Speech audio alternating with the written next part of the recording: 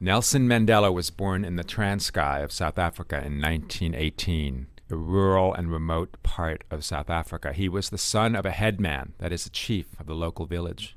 But his father died when he was young, and he was taken to a nearby village and raised by the king of the Tembu in the royal court, and that influenced his ideas of leadership for the rest of his life.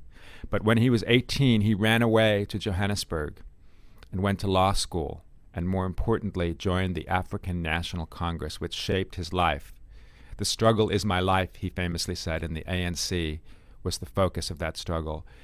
He became the head of the youth league of the ANC. He led the defiance campaign for the ANC. Eventually, he went underground and started the military wing of the ANC, Umkhonto we Sizwe.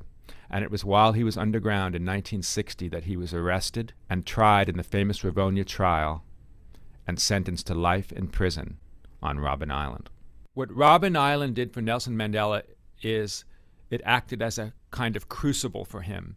It refined away all of those traits of that young, headstrong man who went in. He came out as a measured, considered, strong, compressed person who understood not only other people but understood himself. So many people after his release said and would say to me, it's extraordinary that he's not bitter. But in all the days and hours we spent together, I discovered that Nelson Mandela was plenty bitter. He had enormous anger against the system, against people who had oppressed him, and particularly the people who had oppressed his wife.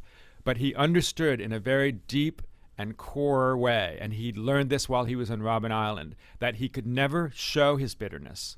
What he needed to show was the face of forgiveness and the face of reconciliation, and that his strength and his power came from showing that face and never letting people see his own anger, his own bitterness, his own sadness for losing basically his entire adult life, being separated from his family, from his wife, from his children.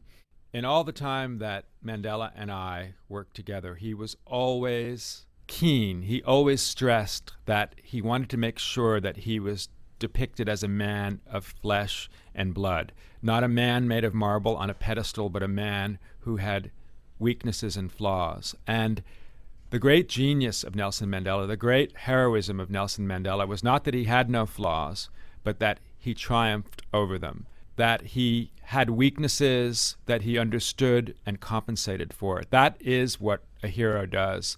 That's what Nelson Mandela has always done, and that is why he continues to be an inspiration for everyone around the world.